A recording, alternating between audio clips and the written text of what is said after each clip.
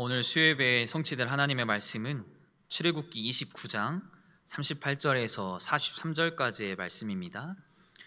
구약성경 출애굽기 29장 38절에서 43절의 말씀을 봉독해 드리도록 하겠습니다. 내가 제단 위에 드릴 것은 이러하니라. 매일 1년 된 어린 양 2마리니 한 어린 양은 아침에 드리고 한 어린 양은 저녁 때에 드릴지며 한 어린 양은 고운 밀가루 10분의 1 에바와 찌은 기름 4분의 1 흰을 더하고 또 전제로 포도주 4분의 1 흰을 더할지며 한 어린 양은 저녁 때에 드리되 아침에 한 것처럼 소제와 전제를 그것과 함께 드려 향기로운 냄새가 되게 하여 여호와께 화제로 삼을지니 이는 너희가 대대로 여호와 앞 회막문에서 늘 드릴 번제라. 내가 거기서 너희와 만나고 내게 말하리라. 내가 거기서 이스라엘 자손을 만나리니 내 영광으로 말미암아 회막이 거룩하게 될지라. 아멘. 오늘 하나님을 만나고 있습니까? 라는 제목으로 여러분께 말씀을 증거하도록 하겠습니다. 요즘 수도권을 중심으로 부흥이 되는 교회들이 많이 있습니다. 젊고 힘 있는 또 개척 교회들이 일어나서 꽤 많은 이제 젊은 사람들이 모여서 또 교회가 성장하고 부흥을 하는 교회들이 많이 있는데요. 그 젊은 사람들이 왜 모이고 왜 찾아갈까라고 조사를 하고 그 특징을 살펴보니까 인기가 있는 교회는 주일 예배가 하나만 있거나 아니면 교회 내 모임들이 없다고 합니다. 그래서 젊은 계층이 주일에 한 번 예배 드리러 와서 마치고 또 예배 한 번 드리고 다시 돌아가는, 그래서 그 한 번의 모임 때 정말 뜨겁게 예배하고 그 한 번의 예배 시간에 정말 모든 열정을 다해서 하나님을 예배하고 돌아가는 그런 교회가 인기가 많다고 합니다. 최근에 교회를 이탈하거나 교회를 이탈하길 원하는 그런 젊은 계층이 굉장히 많아서 그들을 뽑아서 인터뷰를 했는데요. 교회를 이탈할 원인은 대부분 친교를 싫어한다고 합니다. 그러니까 이 젊은 세대들은 모임을 원하지 않는 거예요. 모이고 싶지 않은 거예요. 그러니까 뭐 소그룹 모임이나 구역이나 뭐 전도회나 뭐 포럼 같은 모든 것들을 거기서 오는 피로감이 있기 때문에 그것을 원치 않는다고 합니다. 또 하나의 원인은 쉬고 싶다라고 합니다. 그래서 한 주간 바쁘게 살아왔는데 주말에는 내가 쉬고 싶다. 교회 가서도 쉬고 싶은데, 교회 가서도 아무것도 안 하고 그냥 쉬고 싶은데, 워라밸을 중요시 여기고 삶의 질을 중요시 여기는 이 젊은 세대도 그들의 가치관 속에 교회도 그렇게 바라보는 것입니다. 근데 교회를 가면 그렇지 못하니까, 교회를 가면 뭔가 해야 될 것 같고 뭔가 부담스러운 일들이 생기니까 교회를 이탈한다고 합니다. 그래서 인기가 있는 교회는 나를 괴롭히지 않는 교회, 나를 그냥 놔두는 교회, 예배 왔는데 나에게 관심을 두지 않는 교회가 인기가 많다 하죠. 얼마 전에 한 부목사님이 이제 카톡방에 한 책을 이렇게 보내줬습니다. 그 책 제목이 오무 교회가 온다, 5가지가 없는 교회가 온다라는 책인데요. 저도 이제 궁금해서 바로 이제 책을 주문해서 읽어봤는데, 요즘 부흥이 되는 교회들이 있는데, 교회에 젊은 세들이 모이고 활기가 넘치는 교회들이 있는데 그 원인이 무엇일까 조사를 하다가 5가지가 교회에 없는 거예요. 이게 없는 교회가 부흥을 하고 있다. 첫 번째로는 교회 로고에 십자가가 없는 교회.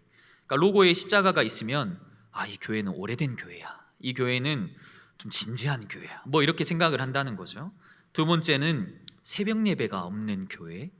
그리고 세 번째는 성경 공부가 없는 교회.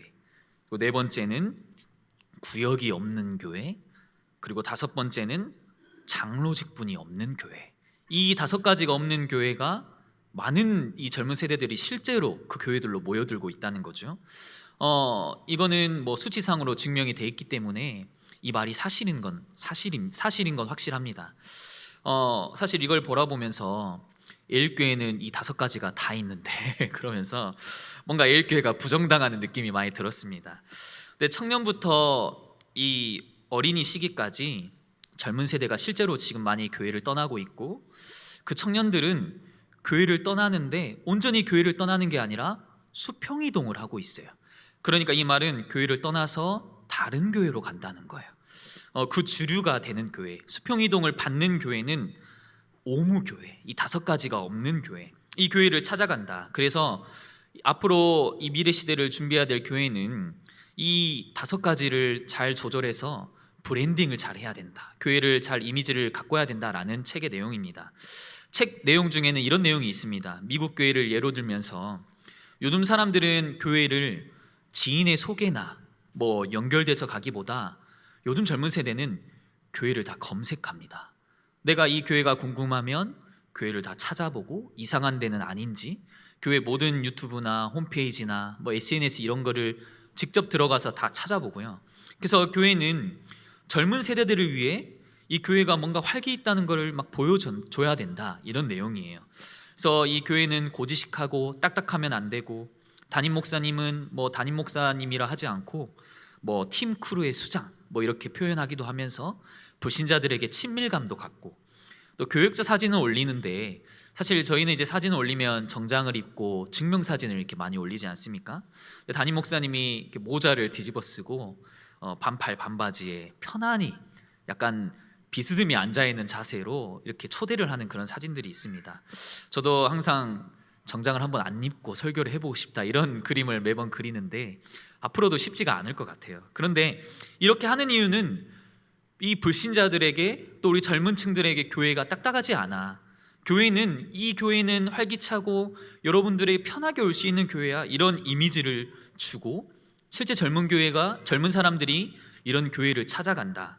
그래서 예배도 많이 없고 모임도 없으니까 부담 갖지 말고 와라, 이런 교회가 인기가 많다고 합니다. 사실 책을 읽으면서 굉장히 비판적으로 저는 봤습니다.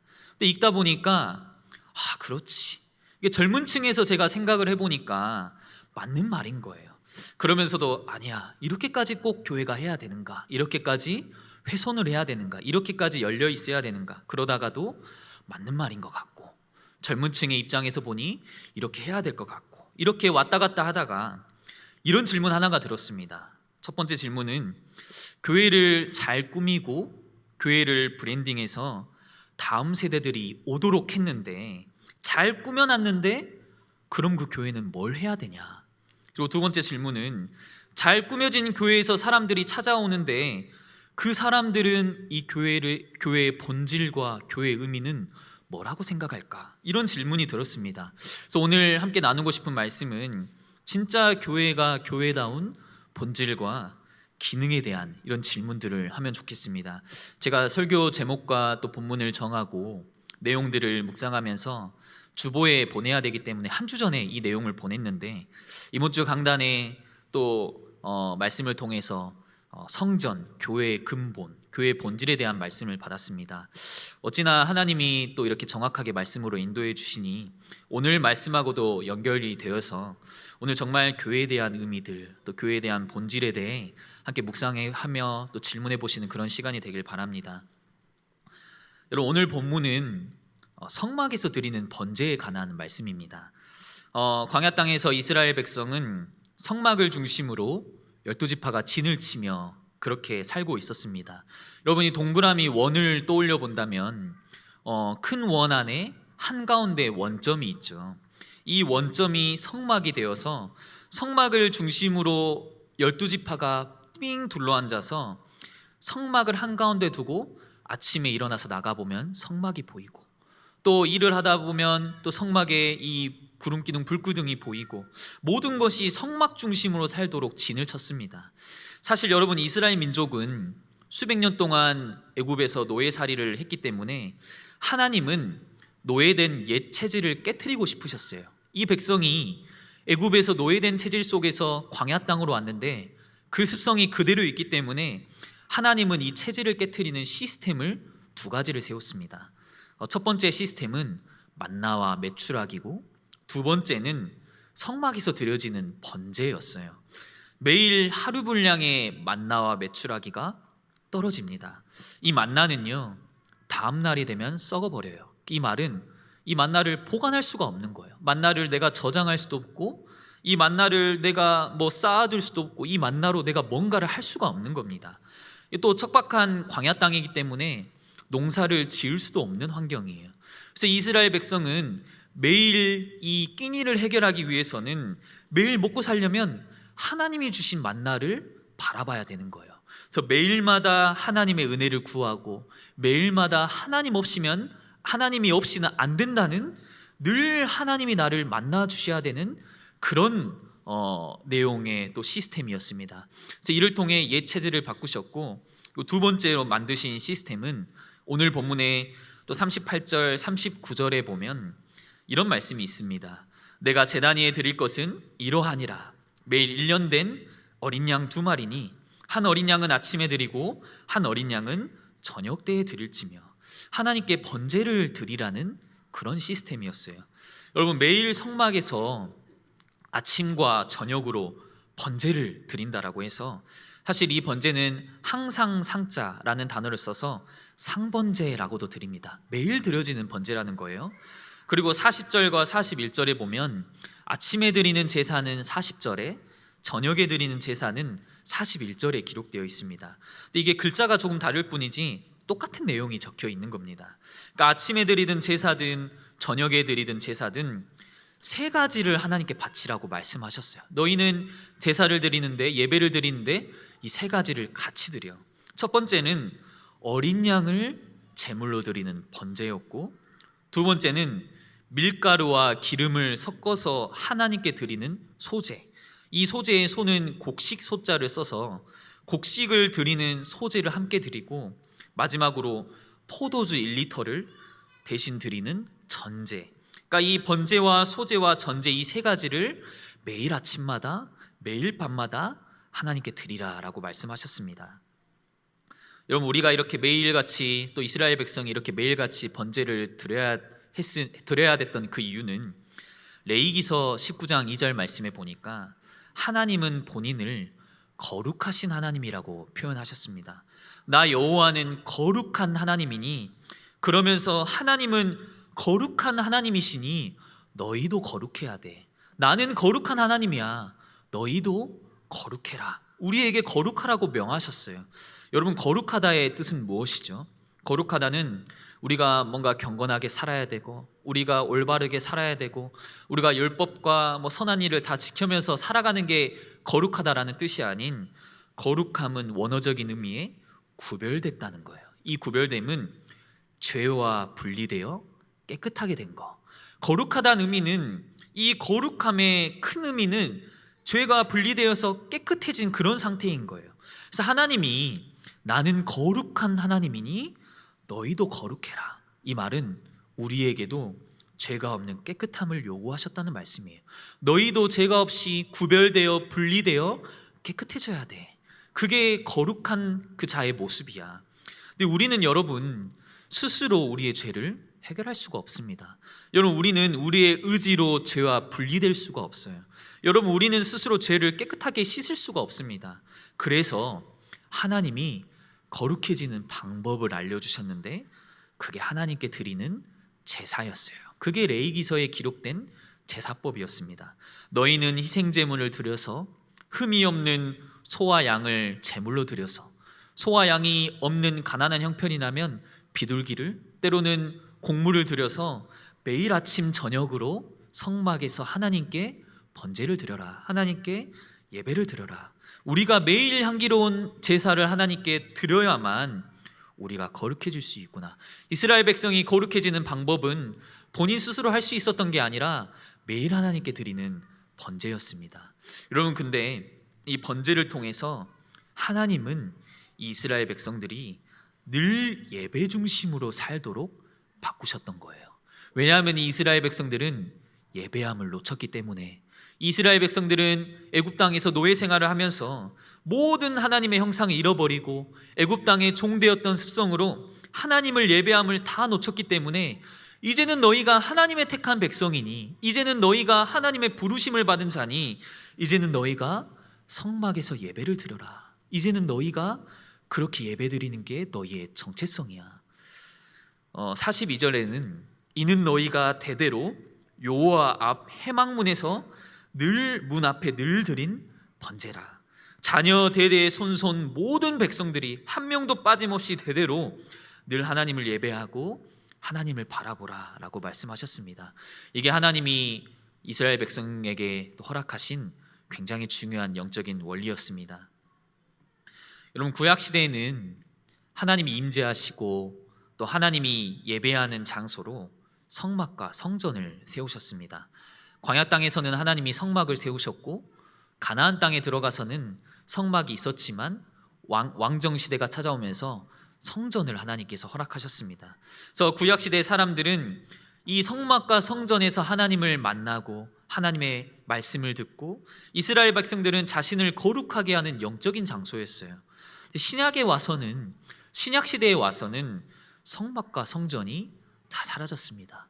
신약 시대에 와서는 성막과 성전의 모습이 보이지 않고, 신약 시대부터는 하나님이 교회를 세우시고 교회의 역사를 일으키세요. 그래서 초대교회사가 시작되게 됩니다. 그러면 지금의 교회는, 신약의 교회들은, 또 21세기 살아가는 모든 교회는 구약의 성막과 같은 원리를 포함하고 있고, 구약의 성막을 또 상징하고 있습니다.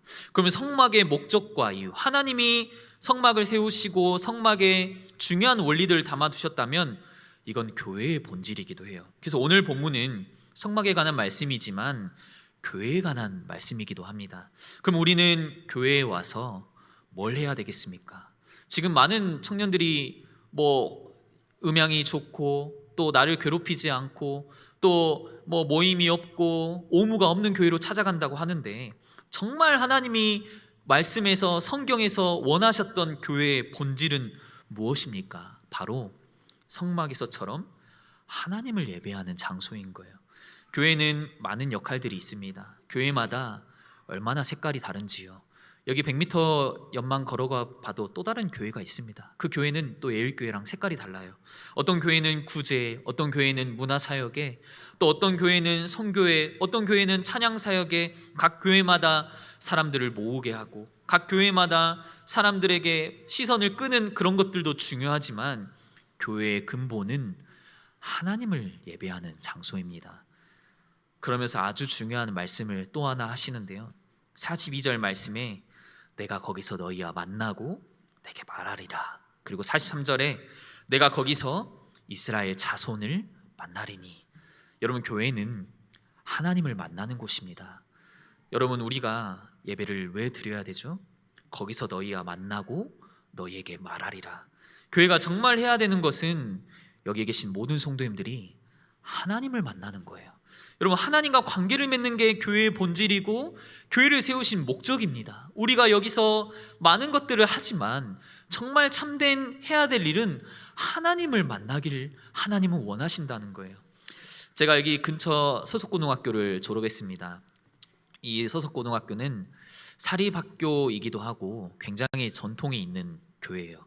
그래서 맨날 학교 선생님들이 우리는 서울대를 38명을 한 해에 보냈다 라고 하면서 굉장히 공부를 많이 시키는 학교였습니다. 근데 너무 공부를 이렇게 많이 시키는 학교다 보니까 제가 이제 공부를 하면 학을 뗄 정도로, 그러니까 이 학생들이 공부에 도무지 막 집중을 못할 정도로 공부를 많이 시키는 그런 학교였습니다. 근데 제가 학교를 다니면서 매를 맞는데요, 매를 맞는 기억이, 제가 뭔가 잘못해서 매를 맞았다기보다 단어를 못 외웠다거나 성적이 떨어지면, 점수가 떨어지면 떨어진 만큼 그 점수에 기록해서 매를 때리는 거예요. 그러니까 그런 학교였던 거죠. 정말 희한한 학교였는데, 그만큼 또 공부에 어떤 자신감이 있는 그런 학교였는데, 한 선생님이 학생들에게 이런 말을 해줬습니다. 그 선생님이 갑자기 저희에게 공부하는 게 힘들지, 너희 공부하는 거 힘든 거 안다, 우리 학교 괜히 왔지, 우리 학교는 광독고랑 경쟁을 해서 이겨야 돼, 막 이러면서 우리 학교 괜히 왔지. 그런데 학생은 원래 공부하는 사람이야. 학생은 원래 배우는 사람을 보고 학생이라 말하는 거야. 그래서 이 시기 아니면 나중에 공부를 더 안 하게 되니까 지금 공부해야 돼, 이런 말씀을 해줬습니다. 근데 제가 학교를 조금 이해하게 된 것 같아요. 아, 학생은 공부를 하는 사람이구나. 그래서 지금 이 시기는 공부하는 시기구나. 그러니까 학교 가는 목적은 배움을 위해서 가는 거예요. 물론 학교 공부에 대한 배움도 있겠지만 인생을 배우고 예절을 배우고 사회를 배우고, 그게 학교의 목적이구나. 마찬가지로 여러분, 하나님이 세우신 교회에도 이유와 목적이 있습니다. 여러분, 우리는 공부를 하기 위해 학교를 가고 공부를 하기 위해 학원을 갑니다. 사람들은 수영을 하기 위해 수영장을 가고 영화를 보기 위해 영화관을 갑니다. 사람들은 책을 읽기 위해 도서관을 가고 장을 보기 위해 시장을 가죠. 마트를 가죠. 교회도 마찬가지로 교회에 가는 목적이 있습니다. 교회를 하나님이 세우시는 목적은 하나님을 만나는 장소인 거예요. 하나님을 예배하는 장소인 거예요. 출애굽기 29장 42절에 내가 거기서 너희와 만나고 내게 말하리라. 내가 거기서 이스라엘 자손을 만나리니. 여러분, 정말로 교회에 와서 하나님을 만나고 있습니까? 여러분, 정말 오늘 이 예배 가운데 와서 하나님을 만나고 계십니까? 여러분, 우리는 하나님을 만나야 됩니다. 예배 때마다 우리는 하나님 말씀을 만나야 돼요.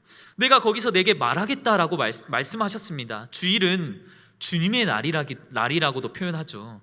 우리는 주님을 만나는 날이 교회의 근본입니다.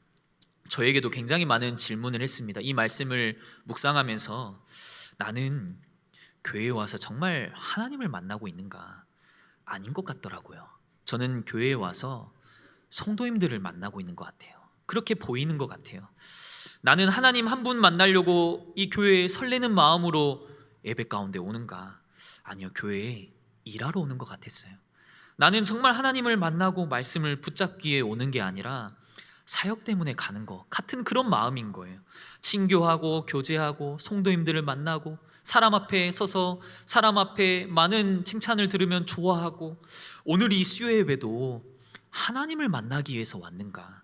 오늘 이 수요 예배 정말 여러분이 하나님을 만나기 위해 오셨는지 질문해 보시는 그런 시간이 되길 바랍니다. 제가 이 어린 아이들에게 설교를 하다가 예배의 태도를 설명을 하고 싶었어요. 아이들은 예배가 중요한지는 아는데 집중력이 짧다 보니까 예배에 굉장히 집중을 잘 못합니다. 그래서 예배를 드릴 때 오만 자세를 다 잡아요. 누구는 막 일어나고, 누구는 눕기도 하고, 누구는 옆에 친구들과 떠들고, 또 제일 많이 하는 게 장난을 치는 거죠. 찬양을 장난으로 부르거나 대표기도를 장난으로 하고, 뭐 사도신경을 장난으로 하거나. 그래서 제가 이 아이들에게 예배 태도를 설명하고 싶은데 잔소리가 될 것 같고, 또 굉장히 설명하는 게 어렵더라고요. 그래서 성경학교 때 예배에 대한 설교를 하면서 예배는 누구를 만나는 거야? 하나님이요. 애들을 다 아는 사실이죠. 예배의 주인은 누구니? 하나님이요. 그럼 너가 지금 예배 드리는 대상은 누구야? 하나님이요. 근데 왜 예배 드리는 자세는 그렇게 예배를 드려? 왜 예배 때 장난을 치는 거야? 정말 하나님께 예배하는 게 맞아? 이렇게 질문했더니 한 친구가 거의 이제 눕다시피 하다가 갑자기 이제 허리를 피더라고요. 마음에 뭔가 찔렸던 거죠. 가끔씩 우리는 하나님을 예배하러 오면서도 예배의 주인이 나로 바뀔 때가 많아요. 이 말은 내가 드리고 싶은 예배를 드립니다. 여러분, 우리가 드리고 싶은 예배를 드리고 있어요. 여러분, 우리는 하나님이 원하신 예배가 아닌 내가 원하는 예배를 드리고 있어요. 여러분, 우리는 하나님의 마음을 보기보다 오늘 내 마음을 건드리는가 안 건드린가, 오늘 나에게 은혜를 주는가 안 주는가, 우린 예배 와서 성삼위 하나님을 보기보다 내가 이 말씀을 나에게 어떻게 해볼까, 예배의 초점이 나에게 맞춰질 때가 굉장히 많습니다. 여러분, 오늘 정말 우리가 교회에 와서 하나님을 만나시길 바랍니다.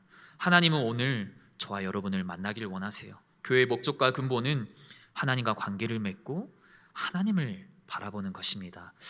제가 얼마 전에 영화 한 편을 봤는데요, F1이라는 영화였습니다. 자동차 이제 경주하는 스포츠 영화인데요, F1이라고 해서 레이싱을 하는 스포츠예요. 뭐 우리나라에서는 인기가 많이 없지만 전 세계에서는 탑3 안에 드는 완전히 인기가 많은 그런 스포츠 중에 하나입니다. 그러니까 시속 300km가 넘는 속도로 차들이 경주를 하는데 이게 이 초 단위로 순위가 바뀌는 거예요. 얼마나 이게 재밌겠습니까? 영화를 보면서 저는 이 스포츠에서 가장 중요한 것은 차의 성능인 줄 알았어요. 왜냐하면 이게 1초 차이로 순위가 바뀌기 때문에 더 빠르게 달릴 수 있도록 하는 엔진이 좋다거나, 뭐 코너를 잘 돌게 하는 기술력이 좋다거나, 아니 뭐 차를 잘 고치는 엔지니어나 뭐 운전을 잘하는 뭐 선수가 운전을 잘한다거나 이것 때문에 순위가 갈리는 줄 알았는데 영화를 보니까 가장 중요한 것은 차의 타이어더라고요. 차의 바퀴였던 거예요. 차가 계속 트랙을 돌다 보면 타이어가 마모가 됩니다. 타이어가 닳게 돼요. 그러면 타이어가 닳게 되면 아무리 좋은 차라도 속도가 안 나는 거예요.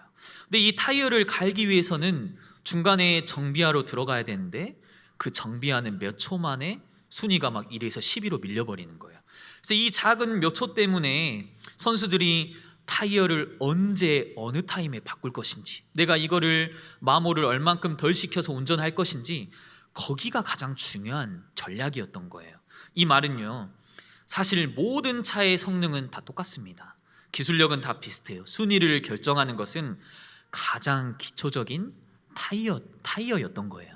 여러분, 지금 많은 교회들이 미래 시대를 준비하고 있다 말합니다. 그래서 여러 방안들을 마련합니다. 교회들은 이렇게 해야 된다, 저렇게 해야 된다, 우리는 이렇게 하고 있다, 교회는 어떻게 건축을 해서 젊은 사람들이 오게 해야 된다, 우리는 이런 것들을 마련했다, 우리는 다음 세대를 위해 이런 것들을 했다.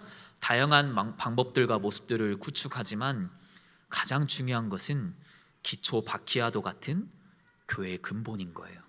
하나님이 성막을 세우시고 성막을 통해 원하셨던 일, 성막은 천으로 만들어진 임시 거처였습니다. 화려한 건물과 단단한 장소가 아니었어요. 다윗도 여호와의 언약궤가 천막 같은 데 있다고 눈물을 삼켰습니다. 그만큼 성막은 허름한 모습이었어요. 외형적인 모습이 아닌 하나님이 우리에게 원하시는 교회의 본질은 무엇인가? 차의 바퀴가 마모되면 가고 싶어도 차는 갈 수가 없습니다. 여러분, 우리가 정말 교회에 와서 하나님을 만납시다. 하나님을 예배합시다. 우리 자녀들이 하나님을 예배하게 합시다. 우리 후대들이 여러분 많이 바라지 않습니까? 교회에서 이것도 해주고 저것도 해주고 그렇게 생각하지 않습니다. 우리도 교회에 와서 이것들을 채워주고 이것들을 해주면 좋을 텐데, 아니요, 우리가 하나님과 관계를 맺읍시다. 우리가 정말 이 후대 아이들이 하나님을 만나게 합시다. 하나님을 진실하게 예배하게 합시다. 마지막으로 하나님을 만남에 있어서 우리가 묵상해야 될 인물이 하나 있습니다. 여러분, 번제를 드릴 때는 소제와 전제를 함께 드리는데요, 그 제사를 통해 내가 거기서 너희와 만날 거다라고 말씀하셨죠. 하지만 우리가 하나님을 만날 수 있는 방법은 단 하나도 없습니다. 우리는 죄인으로서 하나님과 소통할 수 없고 하나님을 만날 수가 없는 존재예요. 그래서 우리 죄를 해결하신 예수님으로 말미암아 하나님과 소통할 수 있게 되었습니다. 그래서 성경에는 예수님을 대제사장이라고 부릅니다. 하나님과 우리 사이를 이어주는 대제사장이 되어서 우리와 하나님과의 관계를 회복시켜 주신 거예요. 그러면 결국 이 성막에서 행해지는 모든 예배는 예수님을 의미하고 있어요. 예수님이 대제사장의 되심으로 말미암아 우리가 하나님을 만날 수 있게 된 것. 그래서 여러분, 교회는 하나님을 만나는 장소인가 동시에 예수님의 몸이 됩니다. 여러분, 하나님을 예배하는 장소인가 동시에 교회의 머리는 그리스도가 되는 거예요. 여러분, 또 번제를 드릴 때는 흠이 없는 어린 양을 드리죠. 사람의 죄 때문에 아무 죄가 없는 양을 드렸어요. 내가 죄를 지었는데 아무 죄가 없는 양을 갖다 바쳤습니다. 이 말은 요한복음 1장 29절에 예수님을 이르되 보라, 세상 죄를 지고 가는 하나님의 어린 양이로다 말씀하고 있습니다. 여러분, 우리가 예배를 드리면서 나 대신에 죽음을 당한 예수님을 기억하고 바라보는 것, 세상 죄를 짊어지신 그 어린 양을 우리가 묵상하고 바라보는 것, 그리고 40절과 41절에 번제와 함께 드리는 소제와 전제 역시 예수님을 의미하고 있습니다. 소제는 밀가루와 기름을 섞어서 드리는 소제인데 이 소제는 빵을 의미해요. 그리고 전제를 통해 드리는 포도주는 최후의 만찬 때 이야기하신 포도주를 의미합니다. 이는 우리 때문에 찢기시고 우리 때문에 흘리신 예수님의 살과 피를 의미합니다. 여러분, 결국 매일 아침에 또 매일 저녁마다 번제를 드리라고 하신 말씀은 우리가 매일 예수님으로 인해 살아가는 것이고 예수님 덕분에 구원을 받았다는 것을 우리가 생각해야 되는 거예요. 우리가 매일매일 번제를 드리며 우리가 예배 가운데 나와서 그때 당시 이스라엘 백성들이 번제를 드리면서 그 마음에 예수님에 대한 감사와 감격과 또 하나님의 사랑을 고백해 드리는 그것이 우리 일상이 되어야 된다는 그런 흐름입니다. 여러분, 예수님은 세상 죄를 짊어지신 어린 양이 되셨습니다. 그 어린 양 되신 예수님으로 말미암아 우리가 하나님과 화목하게 되고 또 하나님을 만나는 길이 열렸습니다. 그러면 교회의 본질은 예수님을 믿고 예수님을 따르고 예수님을 섬기는 일, 예수가 제일인 교회가 예일교회죠. 우리가 이 예일교회 안에 부름받아서 예수님을 제일로 삼고 예수님을 따르고 예수님을 섬기는 교회. 다음 세대들이 교회는 이렇게 해야 된다, 5가지가 없길 원합니다 라고 고백해도 우리는 흔들리지 않고 교회의 본질을 지켜나가면서 정말 예수님을 바라보고 또 예수님을 섬기는 모든 예일교회 성도님들 되시길 바랍니다. 기도하겠습니다. 하나님, 우리가 하나님이 세우신 교회에 나와 정말 하나님을 만나게 하옵소서. 우리가 하나님만으로 충분하고 하나님을 예배하고 하나님을 찬양하는 그 일에 우리의 본질과 근본이 있음을 놓치지 않게 하옵소서. 하나님, 우리 예일교회가 예수님만 바라보고 예수님을 섬기게 하시고 예수님만 따라가는 그런 교회가 될 수 있도록 인도하여 주옵소서. 하나님, 우리가 시대가 변하고 또 앞으로 미래를 준비하면서도 정말 하나님 한 분만으로 충분하게 하시고 하나님이 허락하셨던 성전의 본질을 우리가 놓치지 않고 참된 교회의 부흥을 이끌어 나갈 수 있도록 인도하여 주옵소서. 우리 자녀 대대로 여호와 폐막문에서 하나님을 예배하는 축복 속에 들어갈 수 있도록 인도하여 주옵소서. 또 살아계신 주 예수 그리스도 이름으로 기도합니다. 아멘.